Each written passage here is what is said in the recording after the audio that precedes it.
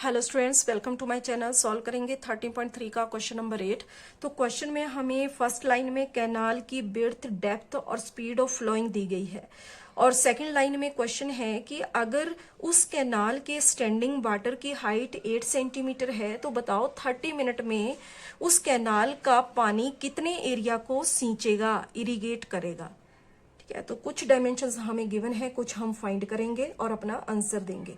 तो for canal width, जिसको हम बी यहां पर बोलेंगे, ब्रेड्थ 6 मीटर, डेप्थ कैनाल की गहराई जो कि यहां पर एच हम बोलेंगे 1.5 मीटर, स्पीड ऑफ फ्लोइंग हमें गिवन है 10 किलोमीटर पर आवर, हर एक घंटे में 10 किलोमीटर की डिस्टेंस कवर कर रही है। तो जब हमारे पास स्पीड है तो डिस्टेंस मींस यहां लेंथ हम फाइंड कर लेंगे, distance of water in per hour means 60 minute, क्योंकि 1 आवर में 60 मिनट्स होते हैं तो हमने आर को मिनट में चेंज किया। क्यों किया?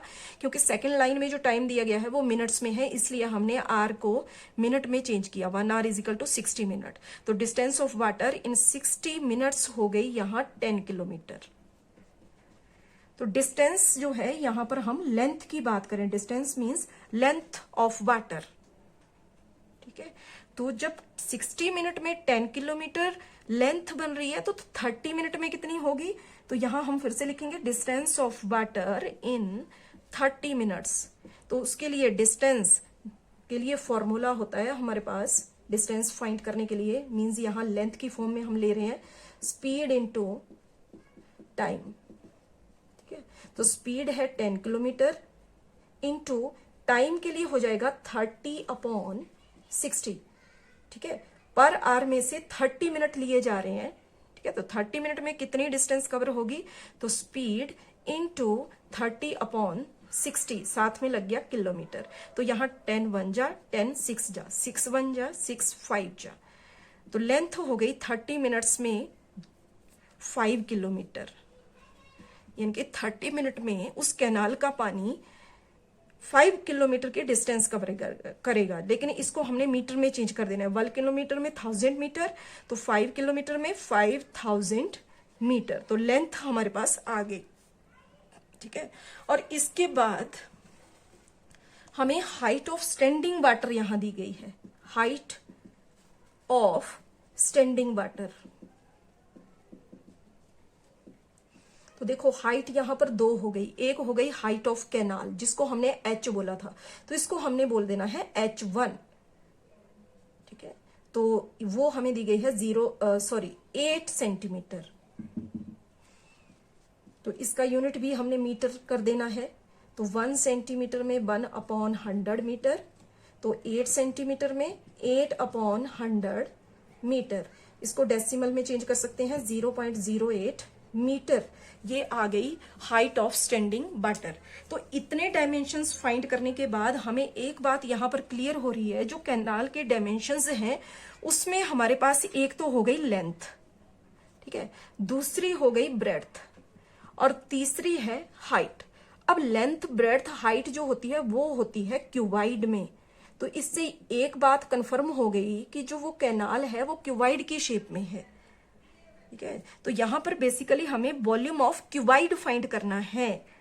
ठीक है, लेकिन यहां 30 मिनट में स्टैंडिंग वाटर जिसकी हाइट 8 सेंटीमीटर है वो कितने एरिया को कवर करेगा वो हमें फाइंड करना है। ठीक है, तो यहां डायमेंशंस को क्लियर करने के बाद हमें एक बात क्लियर हो रही है कि जितना volume of water flowing in 30 minutes होगा वो इक्वल हो जाएगा area to be irrigated into height of standing water. ठीक है, क्योंकि यहां पर हमें हाइट ऑफ स्टैंडिंग वाटर ही फाइंड करनी है। हमें एरिया कितना इरिगेट किया जाएगा 7 सेंटीमीटर हाइट वाले वाटर से वो फाइंड करना है।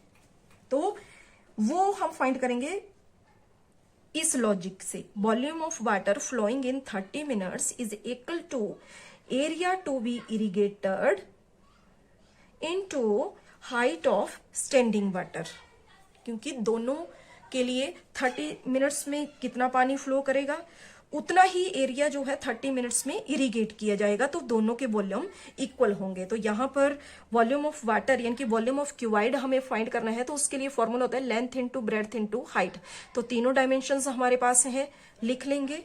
तो लेंथ ऑफ कैनाल जो कि हमने फाइंड की यहां पर 5000 किलोमीटर, ठीक है, इनटू ब्रेड्थ, तो ब्रेड्थ है 6 मीटर, इनटू हाइट हाइट है इसकी जो डेप्थ दी गई थी 1.5 मीटर, ठीक है। तो इसका डेसिमल जब हम हटाएंगे 1.5 का, तो डिनोमिनेटर में 10 आ जाएगा। हमने 1.5 डेसिमल को रिमूव करके डिनोमिनेटर में 10 कर दिया। Is equal to area to be irrigated. अब एरिया टू बी इरिगेटेड ये तो हमें फाइंड करना है, इसलिए इसको हमने एरिया ही लिख दिया इसके प्लेस पे। Into height of standing water, वो हमने यहां पर यूनिट चेंज करके फाइंड की है 0.08 मीटर। तो हमें पता है कि जो हमें फाइंड करना होता है उसको तो हम वहीं छोड़ते हैं, लेकिन उसके साथ बाकी जो टर्म होती है वो दूसरी साइड आ जाती है। तो यहां मल्टीप्लाई में दिया गया है 0.08, ठीक है। तो यहां आ जाएगा ये डिवाइड में, लेकिन इसका डेसिमल जब हम रिमूव करेंगे तो ऊपर ये बन जाएगा मल्टीप्लाई, डेसिमल का 1 बना, उसके बाद 2 डिजिट हैं तो 2 0, और नीचे यहां डिवाइड में खाली रह जाएगा 8, ठीक है। तो अब यहां से हम कट कर लेंगे। तो सबसे पहले यहां पर 2 4 जा 8 और यहां 2 3 जा 6, और उसके बाद यहां 5 2 जा 10, 5 3 जा 15, और यहां हो जाएगा 2 1 जा 2 और 2 5 जा 10 और 1 0 यहां पर लग गई। अब इसके बाद यहां 2 2 जा 4, 2 2 जा 4, यहां 10 है, 10 हो गया, तो 2 4 जा 8, 2 2 जा 4, 2 5 जा 10, सॉरी यहां 2 4 जा 8 नहीं, 2 5 जा 10, और यहां आगे लग गई 2 0, ठीक है। उसके बाद 2 1 जा 2, 2 2 जा 4 और यहां 2 5 जा 10। तो इतना कट करने के बाद यहां रह जाएगा 2500 मल्टीप्लाई 3 और आगे multiply 25 is equal to area. तो इन सबको मल्टीप्लाई करेंगे, तो यहाँ 25 को 25 से मल्टीप्लाई करेंगे तो ये हो जाएगा 625, और साथ में 2 0 लगा लेंगे। आगे मल्टीप्लाई 3 3 जा 9 इज इक्वल टू एरिया। तो यहाँ area to be irrigated in 30 minutes is equal to 9 0 जा 0, 9 0 जा 0, 9 5 जा 45, 4 9 2 जा 18 प्लस 4 22, 2 यहाँ पर आ गया 90, 9 6 जा 54 प्लस 2 56, यानी कि 5,62,500 metre square area to be irrigated in 30 minutes, और यही यहाँ पर हमारा आंसर हो जाएगा। Thank you.